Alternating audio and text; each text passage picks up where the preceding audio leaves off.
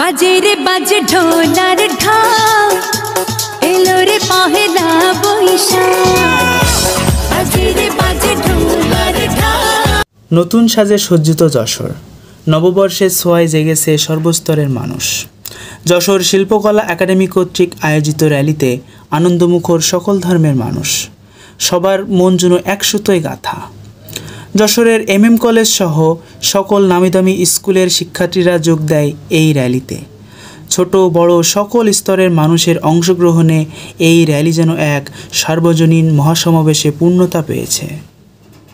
এ যেন এক রাজকীয় র্যালি, ঘোড়ার গাড়িতে রাজারানী যেন সৈন্য সামন্ত নিয়ে পথ চলে।